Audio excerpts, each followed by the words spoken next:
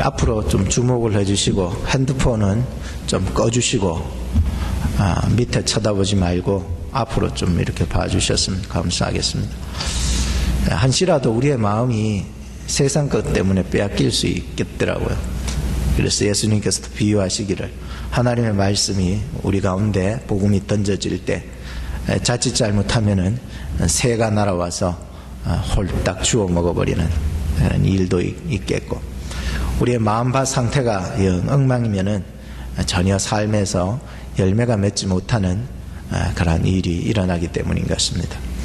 사람은 살아가다 보면은 이렇게 복잡하고 세상에 많은 마귀의 어떤 유혹과 세상의 시련과 세상의 많은 소리들로 인해서 내 자신을 망각하고 그냥 살다 보니까 나 살았는데, 교회를 위해서 열심히 살았는데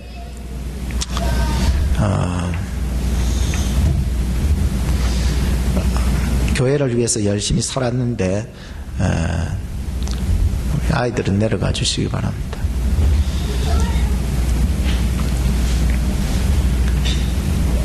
여러 가지 소리 중에서도 우리가 하나님의 말씀에 또 붙잡히지 못하고 집중되지 못할 때가 있겠더라고요. 그래서 나를 통제를 잘하는 사람은 그것을 잘할 수 있겠지만, 사실 살아가다 보면 자기를 잘 안다라고 하는 것은 참 어렵겠더라고요. 천길 물속은 알아도 내 이 마음은 참 알 길이 없다라고 하는 얘기가 있듯이, 오늘 우리가 내 자신을 잘 알 수 있다는 것은 신앙과 정비례 관계에 있더라고요.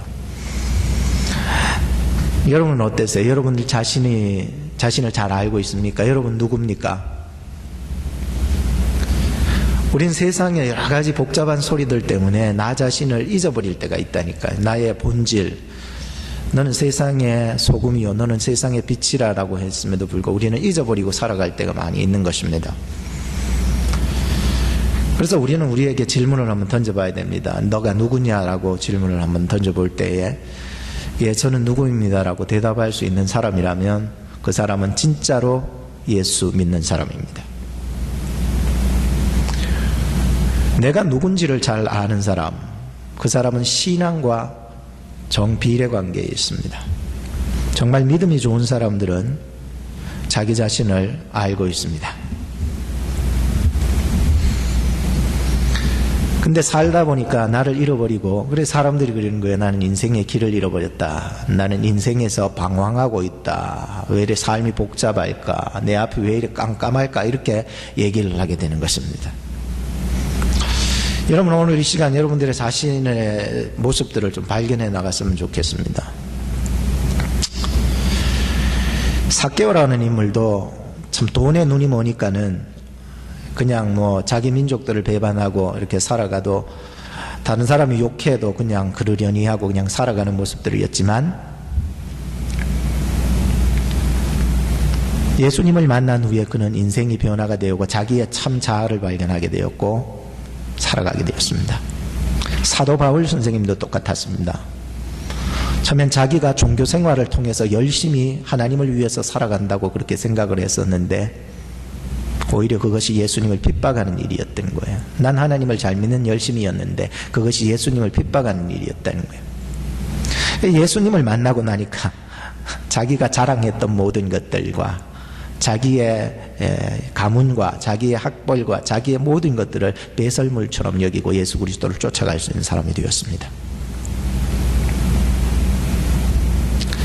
백부장이라는 인물도 똑같습니다. 그는 로마인이고 군대의 대장이었습니다. 그는 사회에서 총명받고 회당을 건립하고 많은 불쌍한 사람들을 도와줬기 때문에 사회에서 명망 높은 사람으로 불림을 받았습니다. 그런데 그가 예수님 앞에 나갔을 때 그는 자기 자신을 내려놓고야 말았습니다. 자기의 군대의 지위도, 자기의 사회적 높음도, 자기가 로마인인 그 어떤 지위도 다 내려놓고 예수님 앞에 딱 서니까는 예수님이 진짜 대장이 되어버린 거예요. 주님 말씀만 하옵소서, 그러면은 내 하인이 낫겠사옵나이다. 저는 주님을 감당할 수 없습니다. 안 오셔도 됩니다. 여러분들은 주님을 감당하실 수는 없어요. 여러분들이 구속사역을 감당할 수 없다는 거예요. 여러분들은 그저 주님 앞에 서면은 쫄병일 뿐인 것입니다. 주님이 나의 대장 되시오. 왜? 그분은 나의 구원자가 되시더라고요. 의심을 많이 일으켰던 도마도 똑같아요. 자기의 이성에 얽매여서 이성에 쏘가서 그렇게 살아가서 나는 예수님의 그 부활하신 사건, 죽었던 사람이 살아날 수 없다라고 생각했던 그 자기의 이성적인 생각을 내려놓기까지는 힘들었습니다. 그런데 부활하신 주님이 그 앞에 나타났을 때 완전히 거꾸로져 버렸습니다. 엎드려서 주여 나의 하나님이여 라고 불렀습니다. 오늘 저나 여러분들이 예수님을 만나야 합니다. 예수님 앞에 엎드려져야 됩니다. 그분이 그리스도가 되셔야 됩니다. 그리스도의 자리에서 내가 내려와야 됩니다. 그래야 이상적인 성도의 생활을 할 수 있습니다. 그저께 금요일 날은 우리 예일이랑 이제 예배를 마치고 경배와 찬양 예배를 마치고 제가 예일이를 데리고 집으로 이제 돌아가는 중이었습니다. 이 예일이가 이런 말을 했습니다. 아빠 참 내려놓기가 쉽지 않네요.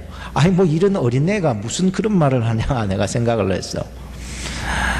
딴 친구들은 주말이 되면은 어디 놀러도 가고 영화도 보러 가고 가족들하고 어디 놀러 가는데 나는 교회에 와서 드럼도 쳐야 되고 피아노도 쳐야 되니까 이거 내려놓기 쉽지 않다라고 얘기를 하는 거예요. 어린애가. 그래서 제가 말했습니다. 예일아, 딴 애들이 다 세상의 소리를 듣고 세상의 문화에 빠져 있을지라도 넌 하나님의 음성을 들어야 되고 그것이 곧 하나님의 나라에 쌓여놓은 저축하는 거나 똑같으니까 열심히 신앙생활 하거라 라고 했습니다. 우리가 살아가면서 내려놓는다라고 하는 것은 쉬운 일이 아닐 것입니다. 이해가 돼야 내려놓습니다. 깨달음의 은혜가 있기를 바라는 것입니다. 첫 번째로 우리가 말씀을 한번 봅시다. 19절을 한번 한 절만 보십시다. 우리 같이 한번 읽어볼까요? 시작. 유대인들이 예루살렘에서 제사장들과 레위인들을 요한에게 보내어 너가 누구냐 물을 때에 요한의 증거가 이러하니라. 네가 누구냐는 거예요. 유대인들, 사내들이 공회의 사람들을 지칭하는 거예요. 이 유대인들은 그 사람들이 예루살렘에서 으뜸 똑똑한 제사장들과 조사단을 보낸 거예요. 세례 요한에게 레위인들을 뽑아서 요한에게 보내서 네가 누구냐 세례 요한에게 네가 누구냐라고 질문을 던지게 됩니다. 과연 세례 요한이 누구냐라고 하는 질문이었습니다. 내가 누구냐의 존재를 정확하게 안다는 것은 참 매우 중요합니다. 우리가 옛날에 성경 공부할 때도 보면 제1과 뭐예요? 나는 누구인가?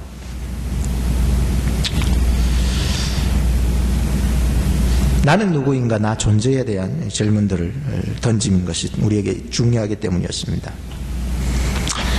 그럼 한번 내 존재가 예수 그리스도 안에서 있을 때에 정확한 나를 알 수가 있습니다. 예수님 밖에 있으면 참된 나가 아닙니다. 믿으십니까? 예수님 밖에 있는 건 내가 아니에요.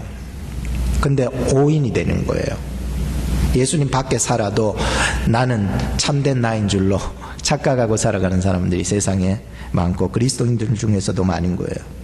오늘도 여러분들이 이 자리에 온 것이 내가 온 것이 아니라 하나님 예수님께서 나를 이 자리에 불러주신 줄로 믿으시기 바랍니다. 예수 그리스도의 구원하심이 나를 강권적으로 인도한 거예요. 여기 자리가. 이것에서 흔들리면 안 돼. 내가 누구인가라고 하는 것에 흔들려 버리면은 완전히 그냥 자기를 잃어버려요. 길을 잃어버리는 것입니다. 그래서 내가 누구인가를 존재를 정확하게 아는 것은 내가 그리스도를 정확하게 믿는 것입니다. 그래서 내가 그리스도 안에 있을 때에 내가 그리스도의 부름을 받고 내가 그리스도로 말미암아 살아가는 사람 안에 있을 때에 정확한 나를 발견하게 되는 거예요. 이한근 집사님이 저를 바라볼 때에 이 목사는 어떤 사람입니까? 라고 하는 것도 중요하지만 그거보다 더 중요한 것은 하나님이 나를 어떻게 바라보시는가가 더 중요하기 때문인 것입니다.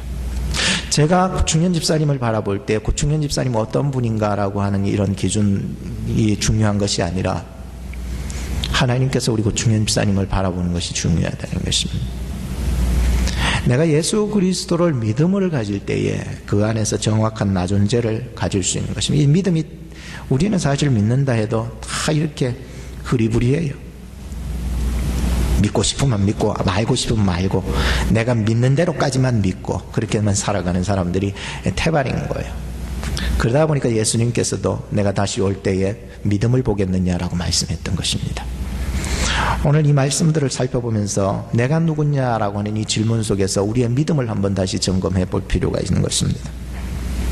과연 당신은 누구입니까?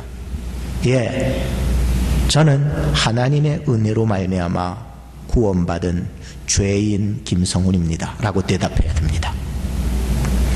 여러분들에게 질문을 던질게요. 그러면 여러분 누굽니까? 네? 여러분 누굽니까? 그냥 답이 나와야 된다니까요. 예, 저는 하나님의 은혜로 구원받은 죄인 김성훈입니다. 깁니까? 제가 여러분들의 지식적으로만 가르쳐주고 싶진 않아요. 왜냐하면 저의 고백이기 때문에 그렇습니다. 전적인 하나님의 은혜이기 때문이었습니다. 여러분들의 삶에 있어서도 당신 누굽니까? 라고 할 때에 예수 그리스도 안에서 여러분들이 참된 여러분들을 찾아가기를 주의 이름으로 축복합니다. 당시에 이 유대인들이 제사장들과 레위인들을 파견해서 세례요한의 존재를 확실히 알고자 했습니다. 네가 누구냐? 세례요한은요 지금 얼마든지 자기 자신을 메시아로 행세할 수 있었습니다. 아십니까? 이 유대인들 사람들은요 이 세례요한 하면은 자기들이 기다렸던 메시아인 줄로 생각하는 사람들이 많이 있었고 또 그렇게 믿고 따르는 사람들이 많았어요. 그러다 보니까는 지금 파견된 이 사람들을 통하여서 내가 그래 그리스도다라고 말할 수가 있었을 것입니다. 은근슬쩍 그냥 모른 척하고 자기가 그리스도 행세를 할 수 있었을 것입니다. 그러면 이 땅에 사는 동안에 사람들로부터 존경을 받았을 것이고 남은 여생을 그냥 그리스도처럼 행세하며 살았을 수 있었을 것입니다. 그럼에도 그는 8절에서 말하기를 나는 오늘 읽지는 않았지만 나는 빛이 아니다. 이 빛에 대해서 증언하러 온 자라고 얘기를 하고 있습니다. 오늘 예수 그리스도를 믿고 난 성도들이 너가 누구냐라고 하는 질문에 답할 수 있다면 그는 진정으로 예수 믿는 사람일 뿐더러 행복한 사람이 되는 것입니다. 주님이 주님의 자리에 오시고 나는 나의 자리에 있을 때 그때가 가장 이상적인 그리스도인의 모습입니다. 예수님을 영접하지 못한 사람은 하나같이 이런 이상적인 그리스도의 모습을 갖추지 못한 채로 그냥 자기가 주인 그리스도 행세를 하면서 그리스도 노릇을 하면서 그렇게 살아가게 될 것입니다. 세례 요한은 4가지로 자신을 정리하고 있었습니다. 첫째, 20절에 보면 나는 그리스도가 아니라라고 밝히고 있습니다. 23절에 보면 나는 선지자 이사야의 말과 같이 주의 길을 곧게 하라 광야에서 외치는 자의 소리로다 했습니다. 26절에 또 보면 나는 물로 세례를 베풀어 주는 사람이라고 했습니다. 27절에 보면 나는 그의 신발끈을 풀기도 감당할 수 없는 그러한 사람이라고 얘기했습니다. 그 다음 그림 한번 보세요. 플로리다에 사는 데이비드 피터슨이라고 하는 사람이 있는데 51살이라고 합니다. 이 사람은 이웃 사람에게 삽과 쇠파이프로 엄청나게 폭행을 했습니다. 이쪽 편에 제일 위에 있는 사람이겠죠. 신고를 받은 경찰이 출동을 해서 조사해 보니까 당신 왜 저 사람을 쇠파이프로 폭행을 했냐 그러니까 자기는 자칭 예수라는 것입니다. 그런데 이웃 사람을 보니까 적그리스도도 보인다는 거예요. 그 자칭 예수니까 저놈들은 적그리스도로 보니까 막 두드려 팼다는 거죠. 그래서 조사를 하면서 당신 정말로 잘못이 없냐니까 끝까지 잘못이 없다는 거예요. 그래서 어디 갑니까? 감옥 들어갑니다. 만약에 석방되려면 $150,000를 내라고 얘기합니다. 미국에는 이 사람뿐만 아니라 자칭 메시아라고 주장하는 사람, 자칭 그리스도 행세하는 사람, 자칭 그리스도 노릇하는 사람들이 많습니다. 독일의 간행물 아이디어에 의하면 세계 속에는, 이 세계 속에서는 자칭 메시아라고 하는 그런 사람들이 1500명 이상이 될 것이라고 발표했습니다. 우리 한국에도 보면은 자칭 예수가 많잖아요. 40명 정도가 성공한 자칭 예수가 있대요. 성공하지 못한 자칭 예수 치면은 엄청나게 많을 거예요.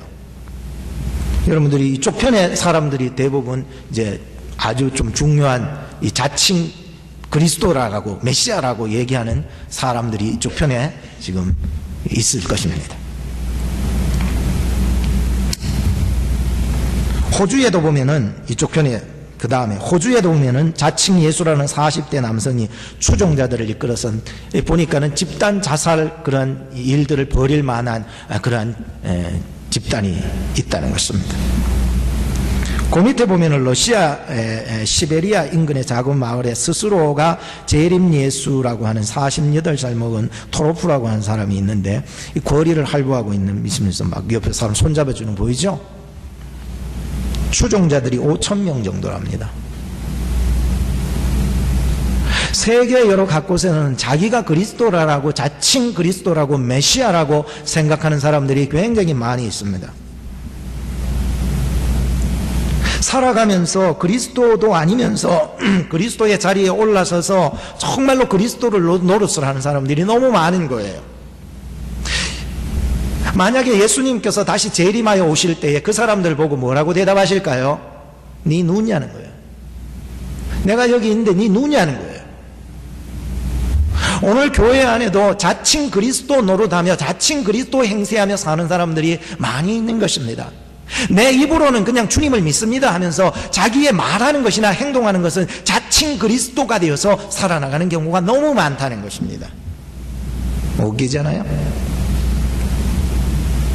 유대인들 사이에는 지금 세례 요한의 존재는 마치 자기들이 기다려온 메시아가 세례 요한과 같은 사람이었습니다. 세례를 베풀지요, 광야에 나가서 하나님의 말씀을 선포하지요, 하나님의 나라를 막 이야기하지요 하니까 이거 뭐 정말로 그리스도 메시아 구원자라고 생각을 할 수 있었을 것입니다. 그런데 자기는 말합니다. 저는 광야에서 외치는 자의 소리일 뿐입니다. 나는 물세례를 주는 자 정도에 불과합니다. 나는 주님을 감당할 수가 없다는 거예요. 주님을 감당할 수 없다는 게 무엇입니까? 신발끈을 묶을 폴기도 이렇게 해줄 만한 그런 것도 감당할 수 없다는 게 뭡니까? 주님의 그 하시는 구원 사역, 그것을 위해서 나는 조금도 주님의 구원 사역을 이룰 수 있는 그런 자가 될 수 없다라고 하는 것입니다. 그냥 온전히 그분 발밑에서 은혜를 받아야 되는 자다라고 얘기를 하는 것입니다. 두 번째로 29절을 한번 같이 읽어보도록 하십시다. 그러니까 전에 19절을 읽고 이제는 29절을 한번 읽어보십시다. 같이 읽어봅시다. 시작. 이튿날 요한이 예수께서 자기에게 나오심을 보고 가로되 보라 세상 주의를 지고 가는 하나님의 어린 양이오다. 아멘. 보라 세상 죄를 지고 가는 하나님의 어린 양을 보라는 것입니다. 성도는 자기를 성찰할 필요가 있습니다. 그러나 계속해서 자기만 바라보고 있어서는 안 됩니다. 자기를 바라보고 이제는 예수 그리스도를 바라보는 데 이르러야 되는 것입니다. 그렇다면 사도 요한이 지금 세례 요한을 통해서 성도가 진정으로 바라봐야 될 것은 오직 내가 아니라, 너만 바라보지 말고 상처받고 실망하고 넘어지고 괴로워하고 아파하고 죽을 것 같은 여러분들의 모습만 바라볼 것이 아니라 이제 예수 그리스도를 바라보라고 얘기하고 있습니다. 우린 예수 그리스도 안에서 자기를 성찰할 필요도 있지만 더 나아가서 이제 나를 위하여서 이 땅에 십자가를 지러 오신 예수 그리스도를 바라봐야 한다는 것입니다. 세례 요한은 예수 그리스도를 네 가지로 증거하는 것입니다. 29절에 보면 이렇습니다. 세상 죄를 지고 가는 하나님의 어린 양이라고 했습니다. 이분을 보라는 것입니다. 30절에 보면은 그분은 나보다도 먼저 계셨다는 거예요. 세례 요한은 사실 예수님보다 먼저 태어났습니까? 후에 태어났습니까? 몇 개월 먼저 태어났습니까? 몰라도 좋아요. 몰라도 좋아. 그러나 세례 요한이 먼저 태어났습니다. 그런데 예수님을 바라볼 때에 자기가 형인데 예수님을 바라볼 때에 예수님은 나보다도 먼저 태어나셨다는 거예요. 언제 먼저 태어났습니까? 영원전부터 말이죠. 그분이 영원전부터 계셨던 분이라는 거예요. 태초부터 우리의 창조주가 되신다라고 하는 이야기였습니다. 33절에 볼까요? 성령으로 세례를 베푸는 자라고 했습니다. 세례 요한은 무슨 세례를 베풀었습니까? 아까 전에 얘기했는데 물 세례를 베푼다고 했습니다. 그래서 그는 성령 세례를 베푸는 자가 아니라고 했습니다. 그런데 성령 세례를 베푸는 자는 예수 그리스도라고 얘기하고 있습니다. 성령 세례를 베풀어야요 예수님과 연합이 되고 예수님과 떨어질 수 없는 관계가 되고 거듭나서 구원받는 그러한 일이 되는 것입니다. 네 번째 34절을 보세요. 하나님의 아들이라고 얘기하고 있습니다. 우리를 구원하시기 위하여서 이 땅에 오신 구세주 예수 그리스도라고 얘기를 하고 있는 것입니다. 하나 질문을 한번 던져둘까요? 하나님께서 이 이스라엘 백성들을 출애굽시켜서 광야 생활하면서 이스라엘 백성들의 근성을 한번 시험하셨습니다. 근데 저도 하나님께서 얼마나 내려놓고 하나님 앞에 순종하기를 원하셨는데 이 이스라엘 백성들이 광야 생활하면서 그 근성을 몇 가지로 한번 찾아볼 수가 있었습니다. 여러분 혹시 이 광야 생활 속에서 이스라엘 백성들의 근성을 아시는 분 계십니까? 어떤 근성을 가지고 있었습니까? 지금 얘기하면 다 그거 하겠지만 제가 몇 가지로만 간추려 말씀드리겠습니다. 이스라엘 백성들의 근성을 보면 상처를 자주 받습니다. 조그만한 일에도 섭섭하고 조그만한 일에도 막 답답해하고 조그만한 일에도 막 마음에 막 섭섭해하고 상처받는 거예요. 두 번째는 어떤 근성이 있습니까? 참을성이 없는 근성이 있습니다. 조금 지나면은요 참아야 되는데 참을성이 없는 거예요. 어쨌든지 막 좀 참으면 되는데 하나님이 암 굶겨 죽이는 줄로 믿으셔요. 여러분들이 죽을 것 같은데 안 죽어요. 이상하죠? 막 입에서는 나 죽을 것 같다는데 그 사람이 더 오래 삽디다. 근데 참을성이 없는 거예요. 세 번째는요 좋지 않은 근성이죠. 마음에 안 맞으면 원망하는 거예요. 참 나쁜 근성이죠. 자기 마음에 맞아야 되는 거예요. 근데 마음에 안 맞으니까 원망을 하는 거예요. 여러분들 신앙생활 하다 보면 마음에 안 맞는 것도 있잖아요. 그렇지만 원망은 하지 마세요. 마지막 네 번째는 툭 하면은 애굽 생활했던 거 자꾸 꺼내서 얘기해요.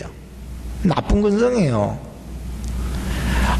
전에 저 교회는 어떻던데 내가 옛날에 신앙생활을 했는데 어떻고 말이죠. 내가 옛날에 믿을 때는 잘 그건 아무 소용이 없습니다.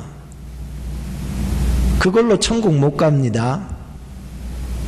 지금 하나님이 여러분과 함께 하시는 줄로 믿으시기 바랍니다. 지금 나에게 성령 충만이 있기를 바랍니다. 그런 거예요. 그래서 나쁜 근성이죠. 민수기서 21장 4절에서 9절을 보면 이런 말씀이 있습니다. 한번 들어보세요. 길로 말미암아 마음이 상처를 받았고, 그러니까 하나님이 좀 돌릴 수도 있지 않습니까? 그죠? 길을요. 하나님이 길을 좀 돌리시겠대요. 네가 원하는 길 말고 내가 원하는 길을 좀 돌리시겠대요. 근데 그 길로 말미암아 마음이 상처를 받았고 하나님과 모세를 원망을 했고, 모세까지만 원망하세요. 하나님 원망하지 마셔. 만나와 메추라기가 이제는 입에 달릴 대로 달려가지고 먹기도 싫어서 하찮게 여겼다는 기록이 있습니다. 그랬더니 하나님께서 그들에게 무엇을 보냈을까요? 무엇을 보냈을까요? 예, 불뱀을 보낸 거예요. 불뱀을 보낸 거예요. 불뱀을 보내서 어떻게 하셨죠? 불뱀을 보내서 물어 죽였잖아요, 이스라엘 백성들을. 그러니까 사람들이 죽어가고 있었을 때에 사람들이 안 되겠다 해서 모세를 이제 그제서야 찾아온 거예요. 하나님 원망하고 모세 원망하고 하던 사람들이 모세 찾아와서 제발 우리를 이 죽음 가운데서 살려줄 수 없겠냐 하니까 모세가 그제서야 하나님 앞에 기도하니까 하나님이 방법을 하나 주신 거예요. 뭐예요? 장대를 높이 다는데 거기에다가 뭘 매다다요? 불뱀 같은 거 노뱀을 가지고서 이렇게 만들어서 달아놓고 그것을 쳐다보는 자는 살리라. 그래서 모세가 그걸 만들어 가지고 장대에다가 노뱀을 달아놓고 그 앞에다가 꽂아놔놓고 누구든지 쳐다보면 살리라 하는데 성경에 보니까 쳐다본 자는 살더라는 거예요. 오늘 우리가 살아가면서 무엇을 바라보면 살아가야 됩니까?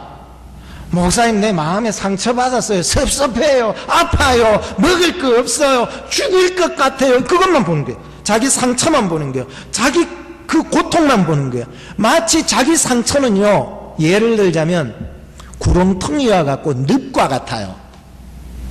우리는 사람 상처받은 거 보지 말고 사람 섭섭한 거 보지 말고 그 너머에 계신 주님을 바라봐야 되는 줄로 믿으시기 바랍니다.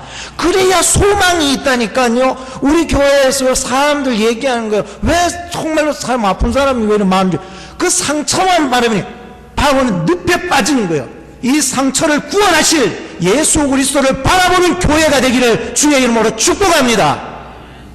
왜 희망 없는 상처만 자꾸 들춰내며 왜 불평거리만 들춰내고 왜 원망만 하며 살아가냐, 이런 얘기인 것입니다. 하나님은요, 광야 생활하면서 요거를 다 빼기 위해서 일주일이면은 건너갈 수 있는 길을 갔다가 말이야 40년을 길을 돌려버리니까 이 하나님 앞에 순종하는 마음을 얻고 감사하는 마음은 없고, 감사하면은요 다 감사로 보이는데 원망하면은요 감사의 조건이 하나도 없어. 뭐가 감사해? 다 원망거리로 뭐. 상처받은 사람, 괴로워하는 사람, 그 문제만을 바라볼 때에는 우리는 헤어날 길이 없는 거예요. 마치 구렁텅이와 같고 늪과 같다고 지금 말씀드리는 거예요. 여러분들의 입에서 감사가 나오고 원망이 변해서 희망의 소리, 소망의 소리, 예수 그리스도를 바라볼 수 있는 그분에게 소망의 나의 죄를 짊어지시기 위해서 어린 양이 되어 이 땅에 오셔서 우리의 육신과 우리의 모든 견인격과 우리의 영혼을 구원해 주시기 오신 예수 그리스도를 바라봐야 되는 거야. 그 세례 요한이 온 거야. 세상의 소리, 세상의 언어, 세상의 비난, 세상의 정죄 듣지 마세요. 오직 하나님의 소리를 들을 줄 아는 하나님의 양들이 되기를 주의 이름으로 축복합니다. 거기서 저 사람이 이렇게 얘기하더라. 넘어지지 마요.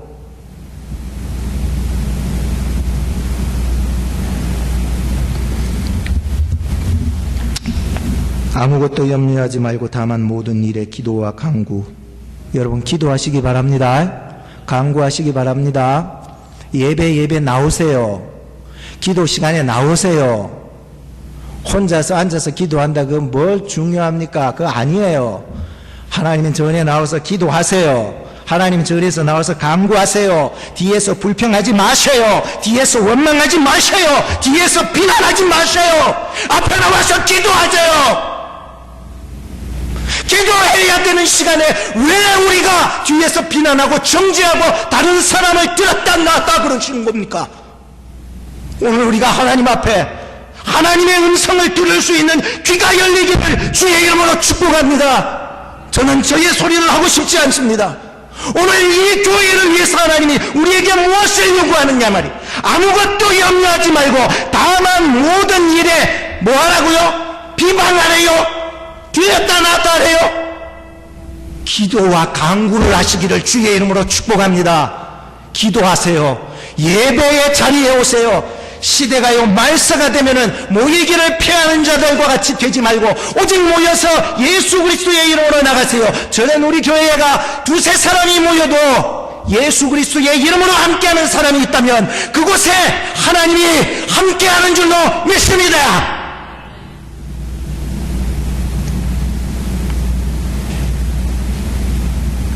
아무것도 염려하지 말고 다만 모든 일에 기도와 간구로 너희 구할 것을 감사함으로 하나님께 하되라. 그리하면 모든 지각에 뛰어난 하나님의 평강이 그리스도 예수 안에서 너희의 마음과 생각을 지키시리라. 할렐루야. 끝까지 바라봐야 될 것은 오늘 말씀합니다. 세상 죄를 지고 가는 하나님의 어린 양 예수 그리스도를 보라라고 말이죠. 나는 아니래요. 세례 요한이, 사도 요한이 지금 증거하기를 세례 요한이 이 땅에 온 것은 자기가 그리스도이라는 것이 아니래요. 그런데 교회 안에 그리스도가 너무 많아요. 자기가 메시아가 돼서 말이에요. 살아간 사람이 너무 많은 거예요. 내가 듣고 싶은 것만 듣는 거예요. 내가 듣기 싫은 건 안 듣는 거예요. 내가 이미 폼을 잡아놔놓고 여기에서 규칙을 정해놔놓고 여기에서 주님의 사역을 막아버린 거예요.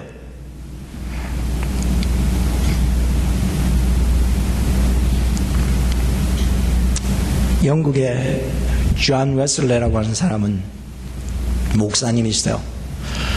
어느 날 성도가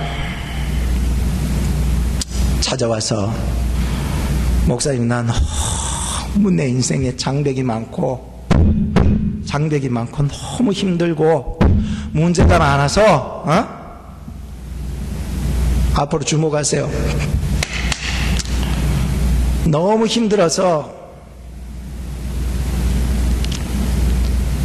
내 인생 어떻게 살아가야 될지 모르겠다.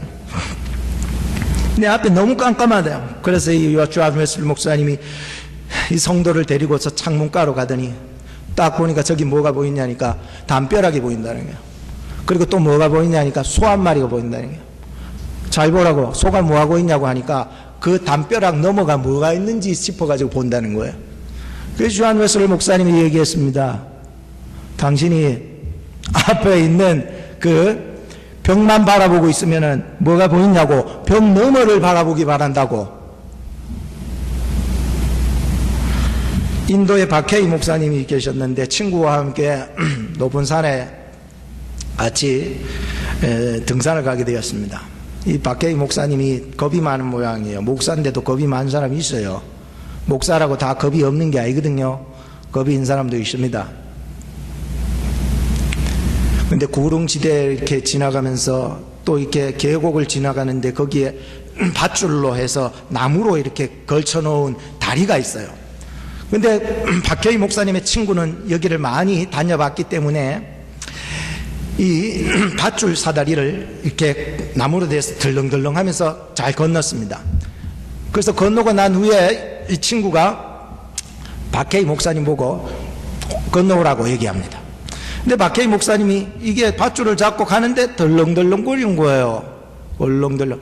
그 너무 무서워서 그 자리에 섰어요. 밑에를 보니까 완전히 이거 막 죽을 것 같은 거예요. 어떻게 하면 좋을까 싶어가지고 막 아이고 이거 어떡하냐 싶은데 저 앞에 먼저 건너갔던 친구가 말해줬어요.